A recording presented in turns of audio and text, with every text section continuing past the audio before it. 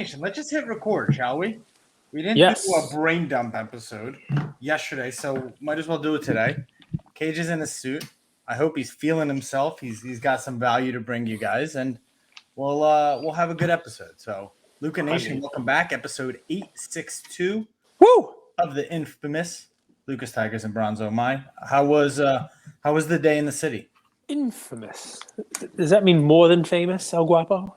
Yeah, more than famous. More exactly. than famous. Infamous. It means more than it's infamous. More than famous. It's how was the city? The city is the city, man. You know, it's I stopped by Brigandi's Coins and Collectibles today while I was in the city. Nice. Just some cool stuff. A different type of collectible. Not a lot of shiny stuff in there. You know what I mean? Coins are shiny. The coins are shiny, but they're old coins, and they're not as shiny as you would think. Coins, old currency. They should use some Kurt's card care on them. I guess. But I mean, cool stuff. We got a cool Babe Ruth auto, letter written to written to a kid by the Babe in 1942. Like, oh, I heard your dad wrote to me and said you're a good kid. They just posted it on their story. No, we're not sponsored by them, but it's a cool thing, and it's a business that was around before COVID. It's a business that was around in the city, before the last couple of years, and it's a business that'll be here for a while. And it's just fun to kind of show those things as a different side of the hobby, a different side of collecting. So fun little the pre-COVID, post-COVID crowd. That's the two sides of the voting ballots. I'm hoping that people who weren't here before COVID stick around and find stuff that they enjoy. And there's always going to be people who break. There's always going to be people who are chasing stuff. And I think there's room for a little bit of everything in the hobby. But, I do like to go back to that stuff. It's historic. I mean, I was in there. I saw this cool framed letter from FDR to someone who I think it was a World War I program, someone who donated binoculars for the army at the time, and because they couldn't just go out and buy millions of pairs of binoculars. Are they authenticated? I'm sure everything there is authenticated in the store. They have certificates and stuff, but this was one of these cool letter to him saying, thanks for donating the binoculars. We'll try to get them back to you after the war efforts, basically, and if we don't, here's a $1 note, just in case. And they had the note, the $1 note. It was just weird, it was glimpses. A trip down memory lane. And it's a side of you that a lot of Luca Nation doesn't get to see. It's the history buff side of Cage. Well, I mean, I've heard conversations from content saying nostalgia is now one of the buzzwords that people use, to get people to overpay. But nostalgia is more of for me, it's what draws people into these things. And there are things that aren't collectibles that will become collectibles, will become a new class of collectibles because of nostalgia. Things that you wouldn't even think about collecting. For example, do you see how much money is being paid for original sealed iPhones? The Generation 1 iPhone. I think a sealed first iPhone sold for $30,000. I know, but Cage, I think a big narrative that's going on right now is the skepticism around almost every sale. True. So, this was an auction house, but I understand what you're saying. I do, but if you kind of just follow the tracks, right? It was tickets, VHS, comics, video games, NFTs. It's all the same game. Yeah. And once you add a dash of skepticism and it's filled with media narrative, it's hard to know, is that a real asset class, right? Because people, once you've been burned by the stove once, it's a little scary to go back in. Yeah, and I mean, listen, the hobby doesn't exactly have what I would call accredited defenders, nor does the NFT space. Accredited defenders. Yeah, so this is going to be as patented as the cardboard relevant. Accredited defenders. Someone's going to scoop that Instagram handle. So follow probably along add with porn me, to right? the end. I mean, right? I love Darren Ravel. I love following along with his kids playing hockey. I love the pickups that he has. I love his stories are great. It's like a reality Darren TV Ravel show. Picking up on? No, so his card pickups and his memorabilia pickups. He bought a really cool piece that I was wow, I wish I would have seen that. It was pretty sweet. It was Jim J. Braddock Cinderella Man ticket. When he beat Max Baer for the title. I think it's only a few of those. That's a cool piece. I'm sure it didn't sell for a lot of money because, even though Braddock fought Joe Louis and lost and gave him a good fight, he's not like a name in boxing that people know except for the movie. He's played by Russell Crowe in the movie Cinderella Man. I don't know if you remember that. But posts like that. But what Darren is also famous for, in my eyes, is kind of crapping on crypto. No, that's not what you said. Pissing in people's cereal. That's a direct quote. I could pull up the episode. So peeing in people's Cheerios, actually. And now he can be right about it, right? And say, ha ha ha, crypto's stupid, blah blah blah. Everyone's losing money. But then last week, give him credit, he did post on DraftKings being hacked and people's accounts being drained.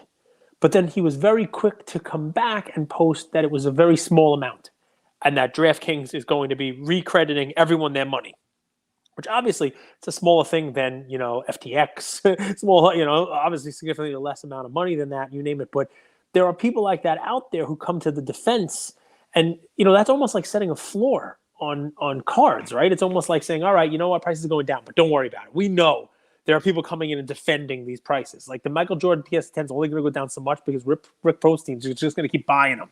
You know what I mean? Like there's accredited defenders, and there just aren't those. Are the accredited defenders money or media? I think from a media standpoint, blue check people. Do you think if you kind of look at all the runs in previous history for cards, they always come with a media change, right? Like I would say, I don't know, but anecdotally, like Cage is smiling. I said very something smart. Right in 860. Very smart. It's very smart. So let me, the Beckett guide. Go ahead, on. Flush it out. I mean, you're 100% right, man. I mean, changes in media do come with changes in where the hobby goes. And I don't know, the Beckett guide obviously was a huge one. I don't know whether or not, you could say social media, that Instagram might be kind of, social sellers is what I'm seeing. Like, I don't understand. I if there's one thing that I still haven't figured out is how I'm going to use this word influencers sell things online so quickly. Maybe they don't. Maybe they don't. Didn't you start off by saying there's a heavy amount of skepticism about whether sales are really sales? Right. But that's a new media. It's people with large followings suddenly came out of nowhere in the last 2 years, and they're able to go to shows, buy inventory, get grails in, list those grails on their Instagram pages, and sell them really, really quickly. Yeah. And do they actually sell them? That's the question. Is it because these people have a huge following and that it adds a little something to say, hey, I bought this from Card Collector too? Like, does that matter? I don't think so. I don't know. Interesting. It's a very interesting thing. It definitely is. Listen, one of the things I talked about with the owner of the Briganti store today is the crazy run up in the last couple of years, and how the sustainability of it, and what people should have expectations, and what the market's going to do going forward, and that kind of stuff. And it's not a fluffy fun episode for everybody. Everyone's printing money. Don't worry about it. 2023 is going to be great. You're all going to 10x. So have fun. It was more of like a right setting, this whole thing. And I mean, it's definitely worth discussing, right? And it's funny because fractional came up, and the different items in fractional. And we've talked about this with the Luca card, right? How that Luca logo man, depending upon how media wants to spin it. I remember I said this before Card Porn came out and posted their silly post, right? I said, if you want to say good things, if you want to make it a positive spin, you can say, oh my goodness, it's a record public sale for a basketball modern card, and it's sold for $3.6 million or whatever the hell it's sold for, $3.2 million. And even if it sold for 4 point something before that, the money was actually better off in this card than it would have been in this list of 6 other assets. You could name some stocks that are down 90%. Most of the tech world is down so much. If you would put it in crypto, if you would put it in this is all one Instagram post, Cage. You could put this in if you wanted to write an article about it. If you wanted to write like a seeking out is the guy to get to write Instagram articles. So that would be one. Or if you wanted to write an article about it and say, wow, this is doom and gloom and this is the worst thing on earth, you can start by writing this card sold for $2.5 million. And then the auction house got 20% on top of that when the buyer's premium is thrown in. And this is the largest loss ever by a card in the history of cards.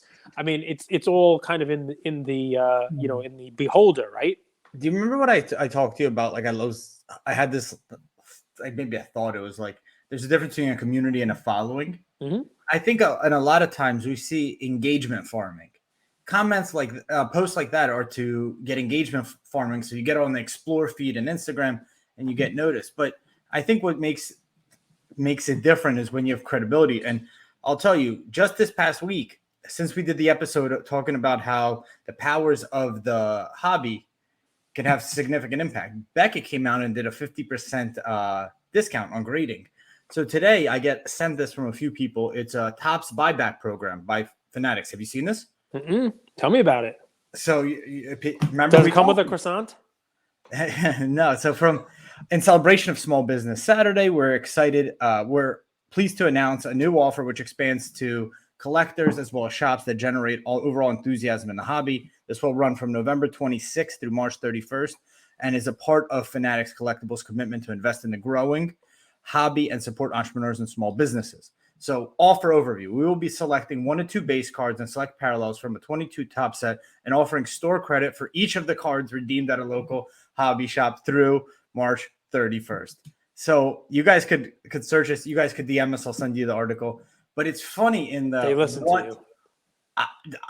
I didn't say that, but I think we're just trying to build a better hobby. Like I think the people that are left over and didn't leave after the boom and gloom, they just want a better hobby. They want a hobby with more transparency. They want more collectors. People are okay with investors as long as you're open and honest about the things that you're owning and selling. And yeah, I was really pleased to see this. I mean, I think it's a step in the right direction. I think Beckett offering 50% off grading after we haven't heard from them in 2-3 years. It's a step in the right direction. SGC 5-day turnarounds. Amazing. A step in the right direction. $15 PSA grading. A step in the right direction.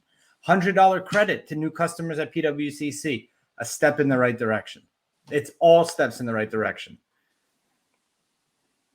I got you thinking. No, I'm waiting to hear. Is that enough? I'm waiting to hear. Andrew is never happy. Enough. Yeah, I'm waiting for the other show. I'm waiting for you to say, okay, now this is what I want. Croissants. No, I'm waiting for what else you want. Well, dude, actually my coffee machine broke today. I'm not a croissant guy. I'm a coffee machine guy. That's no good. Sometimes you have to like just recalibrate it. But no, I'm happy for. Is it a fancy one? Do you have like an espresso? Do you have like a Keurig? Do you have like a K-cup thing? What kind of like? I wouldn't say any of those are fancy though. For me, they're fancy. I get my coffee at 7-Eleven. No, you don't drink coffee. So what are you talking? So what do you like? An espresso? Why have you never installed a soda machine in your house? Those are expensive. Yeah, but it's way more expensive to buy soda every day. Yeah, not really, because you got to have a service person come and like put in like it's definitely more expensive to buy soda every day for than making like a machine. You mean like a soda fountain? Well, I'll give you an example with coffee, and we'll extrapolate it to soda. But like, if you buy coffee, it's $2-3 a day. If you make coffee at home, the machine probably costs you $500. Just time out, pause, just take a breath. It's like 30 cents a cup of coffee. So you have a huge upfront cost, but then you have tiny marginal cost. You ready? Yes. Find me a $500 soda machine. Pause, take a breath, stick it up your ass. Don't say stupid things and then tell me to pause and let you finish when you're saying stupid things. What is stupid about that? There's no $500 soda machines. What are you talking about? So that's the difference. So what's the soda machine? Like I said, am I buying a soda fountain? Am I a movie theater? Am I going to have thousands of dollars? I'm going to have like a Coca-Cola guy come in and like replace the syrup and recalibrate the carbonation. It's like I'm going to, in my kitchen of my house, I'm going to open up a restaurant. The hell are you talking about? You guys, so I'm not an expert in this. I'm not even going to like a soda stream. Those don't work. Those are fake. Those are fugazi. In the comments, if there's like an accredited, a good company when it comes to soda machine installations, let us know. All right, what else? I want a freestyle machine. You ever heard of those? Yeah, you know the freestyle. No, call it what? Where? Go ahead. Like you mean like Dre's Lab, like where they're freestyling and making beats? Hell yeah. No. Coca-Cola has it. They have it in movie theaters. It's a big red machine, looks like a Coke thing, and it's got a screen. And you put your soda up, and it's got a million different flavors, different kinds of sodas. You can make like a Frankenstein soda. You go to movies, I put like Coke Zero. a little bit, a shot of watermelon, a little shot of raspberry, a little shot of lime. Your world. It's your Like, world. If you want that installed, you could have that. I told you this on like a really old episode. I forget, like first 20, 30 episodes. We were talking about like, what is it to make it? You were like, well, you're going to win. What's the definition of winning? And I told you the definition of winning was that I would have a freestyle Coke machine in my house. What about one of those old school Coke vending machines that are like a dime and you get like one of those glass Coke bottles? I mean, those would be cool, but I still would have to restock it. And I'm sure no one's selling me the old Coke bottles for a dime anymore. You know what I mean? Like I still have to like go out and restock it with sodas. I've thought of this. I definitely should have some better way of putting soda in my house. I've actually contemplated maybe like a soda IV drip. You know, just like a bag filled with like Diet Dr. Pepper, just mainline it, put it right in. I've definitely thought of, you know, like there are definitely cheaper ways than just sitting here with a 2-liter bottle all the time. How did you do this weekend in prop betting? I was 2-3 in prop betting. Justin Jefferson sucked. But I won every game after the 1 o'clocks. I won all the afternoon games. I won the Sunday night game. I won the Monday night game. Like, I was very good in the second half of Sunday. I hit them all. Niners crushed them, like I said they would. You know, Dallas was right. I mean, all the picks were good, man. We could have parlayed the late. Explain to me the vigor towards Zach Wilson this week, but not the same accountability towards Kirk Cousins. The Jets defense is very good. And the narrative around here is that the Jets defense is a, quote, championship defense. I will take a step back on this answer and take another swing at it. New York is very different than Minnesota. The New York media is very difficult to succeed here. And they will scrutinize the hell out of you. Chris Sims, Phil Sims' son, who does, sports stuff, he did a very good Twitter thread today about how everyone's overreacting to Zach Wilson and went through, okay, stop showing the one pass that he threw over the guy's head. Here's 10 passes. Here's 10 plays that he made that were actually pretty good. Like, he went through them and said it's an overreaction. But he's also like 10 games in and he's been injured for a few of them. Like, there's a lot of high expectations on him. I think the narrative being spun here in New York on Sports Talk Radio is that he skipped a step in his development. He came straight in and went to the Pat Mahomes gunslinger role. Like, he thinks he should be sidearming throws and making plays, and he's that good without first learning the offense. You know what I mean? Like he went from A to G without going, B, C, D, E, and F, and that's part of the problem. The other thing is what the, again, narrative being spun here is that their defense and the rest of their team is good enough to make the playoffs and maybe make a run, and that he's actually a negative. Are they delusional or are they? I mean, it's stupidity. I said this coming in. I was shocked by the Jets and the Giants this year, but I don't think either of them are actual playoff teams. I've been saying that. Who are they going to beat with that team?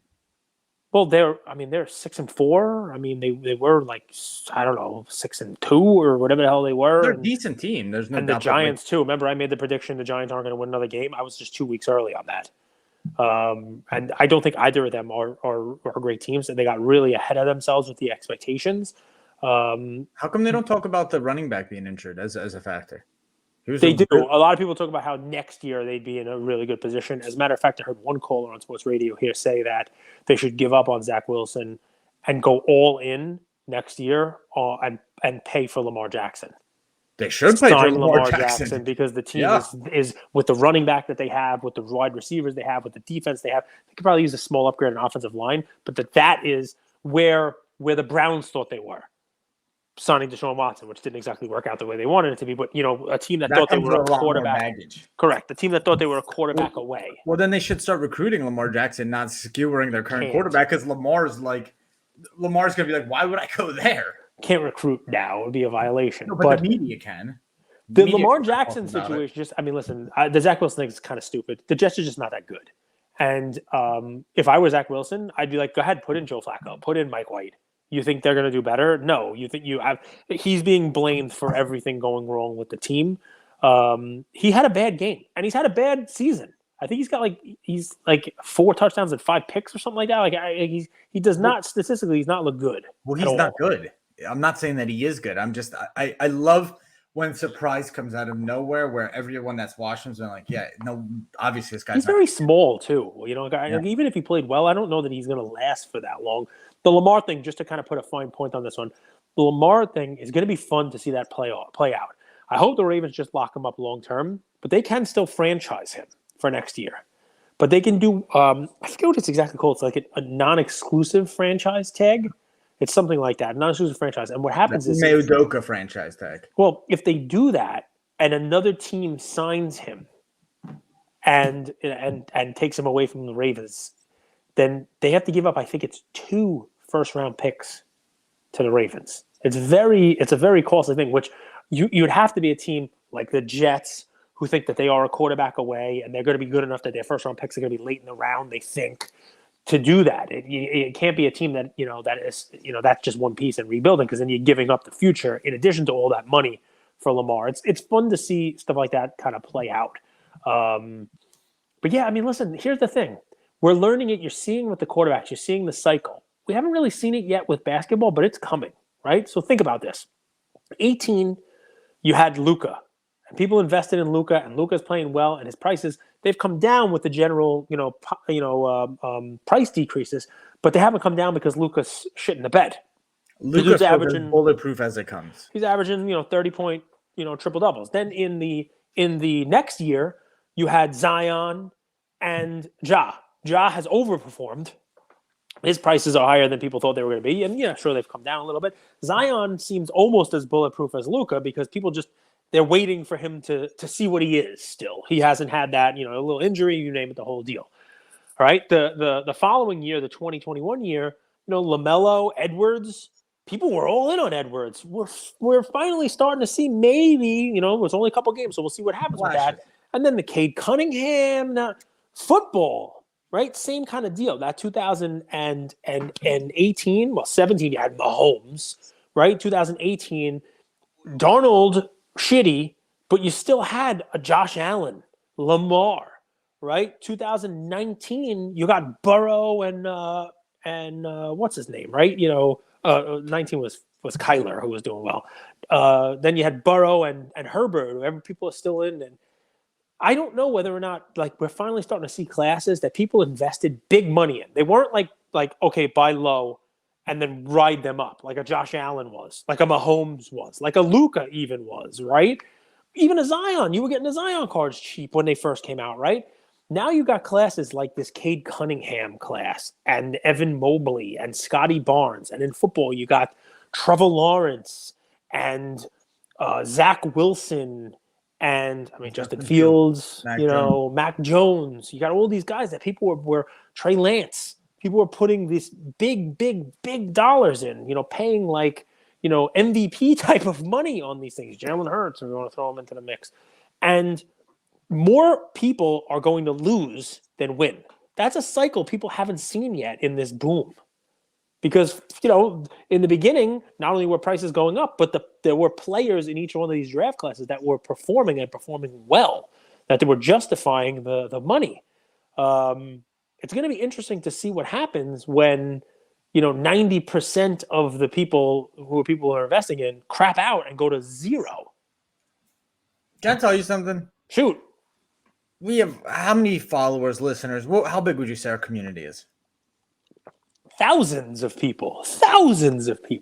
We get a lot of DMs, messages. People have your cell phone number, your email, right? Yeah. Yes, they do. How many of those people have ever sent you a photo of like a modern player's RPA that they've picked up, like a National Treasures? A few, like 5. Yeah, a handful. Probably more than 5, but less than 12. No one buys these cards. It's just influencers with big accounts that I swear, are the ones that hold the Jalen Green NTs, the Cade Cunningham NTs. Someone's buying them, right? Collectors? I guess. Don't you own like a Mahomes RPA? Why do you throw Mahomes in the same category as the dud quarterbacks? It's so stupid. To get you angry. You're not making me angry. You're making yourself look stupid. Mine's a 1 of 1 with a Chiefs logo. That's a nice card. It's a very nice card. You think that people are buying these? People with vested... Well, they have to be, right? I mean, there's thousands of these RPAs. So they're now. buying SGA National Treasures, and they're like, I'm tucking this away. This is the card I want of SGA with a Dick's Sporting Goods jersey, a Sports Authority jersey. I'm tucking it away. You really think they so? They have to be. Well, so what's happening? If people aren't buying them, what's happening to them? You think the same influencers are pretending to buy them somehow? I mean, like what? Tell me the vast conspiracy. Are they all being shipped to Area 51? No. Look what's going on with them. Run it back, right? Like sometimes we hear market cap, like the Luca NT market cap is X. It's what's the last sale times by the pop, right? Yeah. So if we go that route, what if only one is available for a reasonable amount of money and you can't buy any, right? So you just see the last comp. Is that really the price that if you released every single one of these on an open market, they would sell for? Or is it that a few people own a lot of these and they artificially curate the supply? And anytime a new one comes up, they grab it and they put it in their collection. And when that player's hot, they release it to the market. And in their stories, they say buying XYZ player when they sell it.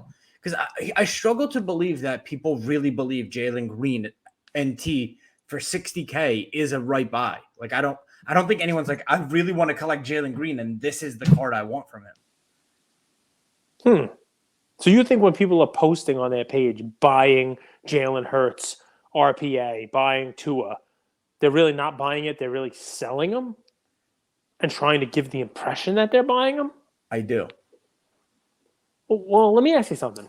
I'm being serious. 26 minutes and 42 seconds in. I love my damn clock. Right? Oh, you see it now, right? Yeah, I see it today. Cool. So let me ask you this. You're a hobby mainstay now. You can't leave. People literally wake up every day and they want to hear your voice. There are even some YouTube comments out there asking for you to replace me and just keep you. So how would that work? I don't know. But so anyway, I wouldn't do a fucking episode. I would just stop doing this. You guys are stupid. You are a hobby mainstay. But on the flip side, you are new to this. And I believe we've talked about this. What drew you to this was the chase, the flip, the ability to make money doing this stuff, and the ability to buy low and sell high, right? And there's nothing wrong with any of that. Not at all. A lot of people are in the same position. I think that's what makes you sort of a voice for this recent boom, because you speak for a huge percentage of the new money that came into this hobby. If what you're saying now is true, and it is as manipulated as you are intimating, or that you're just coming right out and saying, that people aren't really buying these cards, and even the people who we think are the stalwarts of this hobby, the influencers, the people who are out there, even the ones that you should be able to trust, when they say I'm buying, they're really selling. When they're going out, they're using their platform to basically say something is more valuable to get you to be like, wow, if that guy's buying it, I should be buying it. And then you go look for it and find theirs that they're looking to dump on you as exit liquidity. Why stay? I don't think it's everything. I just the NT's market doesn't pass my sniff test. It's not all this. It's like the 90s inserts. People love those. Like I think Topps Chrome refractors from like 2000 to 2010. People love that. That's a very much. Those are valuable items, but people really want them. I struggle to believe that people really want the cards that they're saying that they're buying, because I see either them or their friends are always selling the card that they say that they want. And if you really want the card, why would you always be selling it? I understand once, twice, 3 times, but it's like, I just bought this SGA NT and now it's on my story for $13K. I just bought this Luca Blue Prism. I already sold it. I just bought another one. I'm ready to sell that one too. Is that really what happened? Did you buy both? Is that a different one that's now for sale for $24,000? Yeah. Or is it the same one? It's a different one. Is it the old one? Oh my God. Good for him. And I don't hate it. I it's mysterious. I don't think it's wrong. It's mysterious. It's confusing. And I think what they do a really good job of is they always have a buyer locked up. They have a wholesale buyer and a retail buyer. They have a store lined up who's ready to buy, but they're first going to shop it around retail, see if there's any biters. If not, Store buys, you leave a little meat on the bone for the store. Now you got liquidity, you go out and shop again. And in a way, you're like a commissioned buyer of an LCS, right? Yeah. It's just an interesting market because I'm still in this game of like, wait, Mahomes is the best quarterback. His card prices should go up. SGA is the best player or the most unexpected performance of the year. His card prices should go up. Interesting. Just some thoughts. Very interesting. I mean, God. listen, the card prices don't really, I mean, it's funny because if you're right, it would explain why some prices have nothing to do with what's going on the field. Mahomes is having a great year, but that doesn't really necessarily mean his cards are going to go up in value as you're learning. Well, they're going up 10, 20%, like a reasonable amount, right? But anyway, this addition by subtraction, this France team, if we're just going to talk about the World Cup. Oh, 4-1. Last World Cup, they won. Mbappe was, first off, younger, but also there's so many weapons, so many stars. You had Pogba. This World Cup, Benzema's injured. Kante's injured. They had a lot of injuries right before the World Cup. And it's actually an interesting thing, like addition by subtraction. This is a really good World Cup for him to really show his talent, right? Because he's the guy. Like, yes, he's his team. It's his team. You could see he's significantly more athletic than anybody on the field. He's confident. He has room to roam. Very much impressed by this France team and how Mbappe, I think he's going to be the golden boot of Ballon d'Or. Yeah, so, I really do. Two questions for you on soccer because we can roll. I mean, it's World Cup, guys. So we did almost like a whole World Cup thing with Bob yesterday. But two questions. Number one, Argentina, Saudi Arabia. How does something like that happen? And what does it mean? So there's your question number one. And then the second one is not really World Cup per se. I mean, obviously it sort of is, but tell me about what happened with Ronaldo and Man U, and what do you think? What do you think it means? Where do you think he ends up? Is he MLS bound? Is he going to own half the league now? What's going to happen? So that's a lot of questions, but really the two are Argentina's loss and Ronaldo. Go. Ronaldo, Man U is sort of like Lakers LeBron a little bit, right? Like a superstar guy goes there to sail into, what is it called? Sail into the sunset of his career. And he's not that good, but they defamed him a little bit. Like they didn't make him look as good as a legend of that club should be made look. But no, they just terminated the contract, and now I don't know where he's going to go. The Argentina Saudi Arabia. Did he do something or say something that led to this? Like, was he did like a Piers Morgan interview? But it was a bunch of stuff. They didn't qualify for Champs League. They didn't show him maybe the respect that he thought he deserved. They brought in a new coach. The new coach prioritizes, playing the right way, not playing like legends just because they're legends. It's just a bad situation from both sides. Like for you guys in America, Lakers, like, I mean, Russell Westbrook's right and the Lakers are right? Both parties can be right and wrong, right? There's blame on both sides. And Ronaldo's not the player he once was. He walked off the pitch a few times. He disrespected the club. The club also disrespected him. He did a lot for this club. The Messi Saudi Arabia, man, that's just how soccer plays out sometimes. 2 shots, 2 goals. 2 shots, 2 goals. It's just the way it is. Would I be worried? Is that the question? No, like what does it mean for that in that pool? Because you said 84% of the time the team advances. And now Saudi Arabia, who probably people didn't think was going to advance, does this mean Messi has an initial, like a early round exit potentially? And then what does that do for his cards? We were talking about him yesterday, and you were like, well, there's room to grow because they haven't really run. But that was Pulisic also. But if Messi has an early exit, does he like come back in 4 years and play another one? If he has an early exit, I think there's a lot of cards that hit the market. There's a bit of like a supply shock, and you could get some cool grails. But I don't think if people who remember the World Cup from like 60s, 70s, 80s, 90s, the way it's talked about to now, players are not as interested in it. I think their goal is to win the World Cup, but it's as much not to get injured. You have to remember when these players played in the 60s and 70s, they weren't getting paid this money. Ronaldo makes $500K a week from his club, from Man U. He doesn't make very much for playing for the national team. Right, but like your goal, as much as you want to win the World Cup, you really just don't want to get hurt. You don't want to lose that paycheck. You don't want to lose the potential. World Cup compared to Champs League, it's not even close the way it used to be. It used to be World Cup and then club. Now it's completely flipped. So it matters, but I don't think it matters like it used to. And if they get knocked out, it's a disappointment, but we'd like a Cinderella story. There'll be people that are like, Messi. But dude, there's still 2 games. World Cup's weird. Group stages are weird. Anything can happen. The first game matters so much, and it's basically 90 minutes. There's so little room for error. 2 shots, 2 goals. Poland, Lewandowski.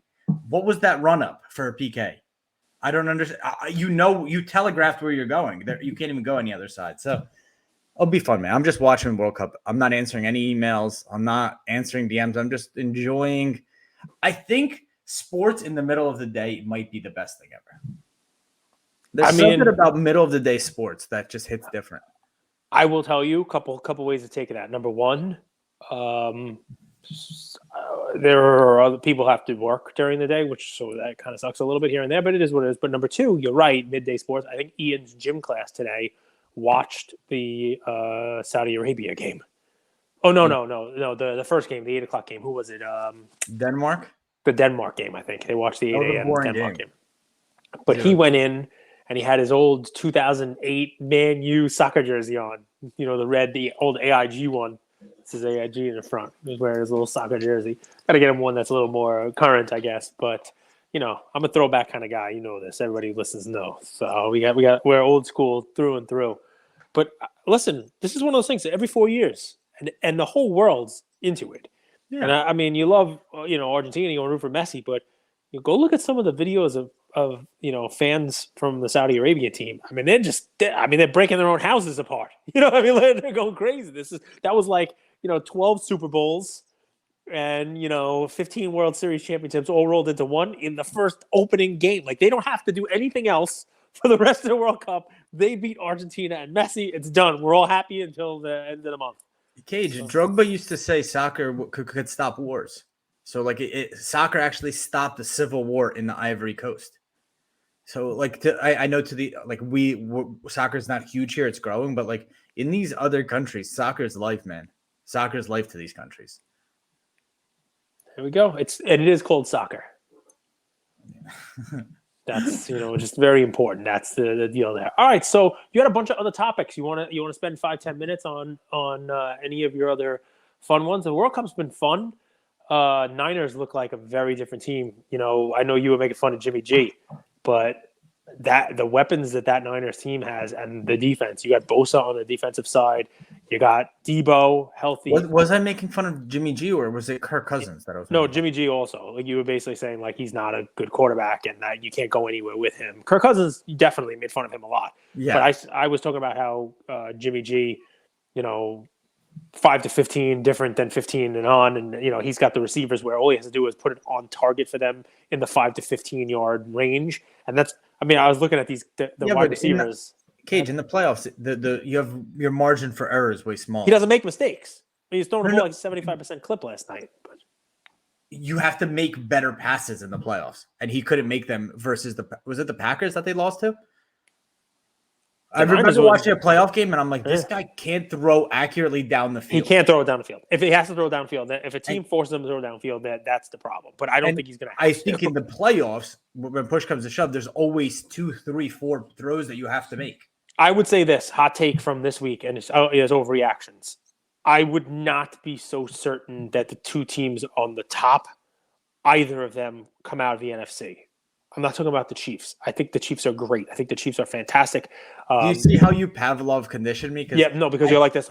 He's going to make fun of the Chiefs again. It's not the Chiefs. I think the Chiefs are fantastic. The Chiefs probably do come out of the AFC. What I'm saying is right now the 2 top teams in the NFC are the Vikings and the Eagles.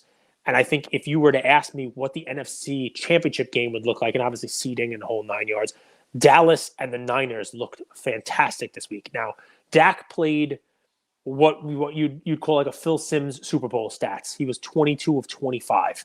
Dak played one of the best games of his career. Tony Pollard emerged. They put a beating on one of the better teams in the NFC and really exposed your friend Kirk Cousins. I don't know why you're such a fan of his. I mean, nobody talks better about Kirk Cousins than you do in the hobby. You'd love that man. But the Niners, as good as I Dallas, like the Vikings. They have so much talent, and he looks so scared. Yeah, well, he was getting abused. You remember the Legion of Doom? Remember they were insane on defense. This Cowboys front seven is if I was starting a team, I'm looking at Micah Parsons cards, and just because I know they're going to be cheap, and I'm like, this guy's a savage. Like this guy's different level, and it's fun to watch really good pass rush. Is that corny to say? Like, No, Bosa's just as good, if not better. Bosa, I mean, I think it's 10 sacks in 9 games, 10 and a half sacks in 9. I mean, it was just like a sick defense, and they're gonna start breaking the record, right? Because they added a game. a lot of records. 21 sacks was it by Reggie White? A lot, yeah. And I think was it Strahan or Strahan had the I think the career record. I have to look. Nobody, so many records are going to have to take a look at what the record is. But anyway, Niners, they really impressed me this week, and I can see them going on a run, basically like not losing the rest of the season, and being a very tough out. Cowboys beat the Niners. The Cowboys win that matchup.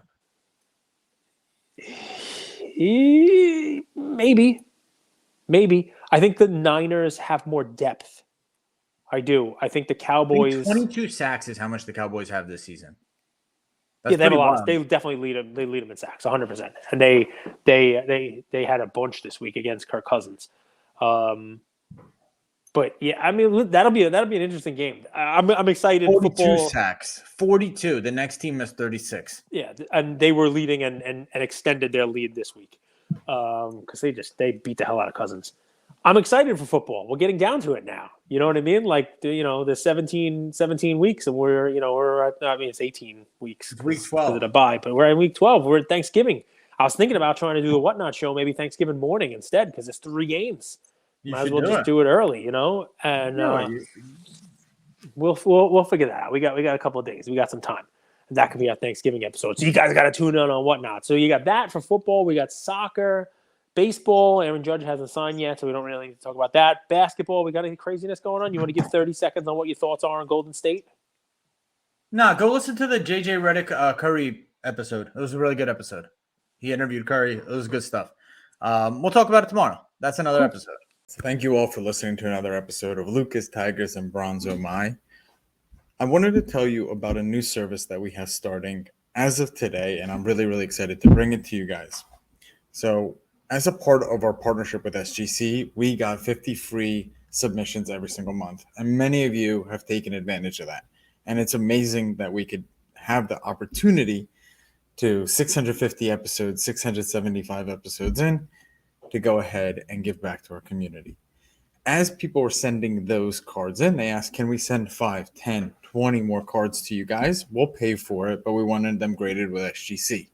You guys know SGC is turning cards around in 13 to 14 business days, have incredible customer service, and their secondary market values are going up day after day after day. And that's exciting for the hobby and exciting for the grading landscape.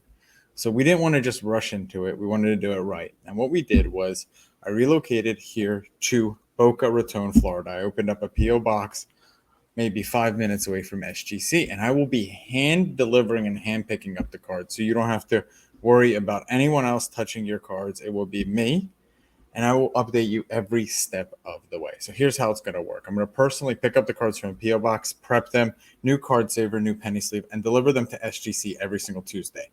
Why Tuesday? Well, it lets the stragglers over the weekend come back through on Monday and gives me a day to prep, and it basically gives SGC the entire week to work on grading those cards. Once your cards pop, only then at the end of the process will you be paying for the service. It's $25 per card, simple as that, and the turnaround times have never been faster. We're hearing right now 13, 14, less than 20 business days. So there it is. 9170 Glades Road, number 135 is the P.O. Box in Boca Raton, Florida, 33434. 9170 Glades Road, number 135, Boca Raton, Florida, 33434. Of course, you could shoot me an email or shoot me a text anytime, and I'm always available. Many of you already have my email. It's iamandrewgoldberg@gmail.com. or my cell phone number, 215-519-9154. Reach out with any questions. I could walk you through the process. I've hopped on the call with quite a few of you, and I'm happy to do that. Love you, Luca Nation.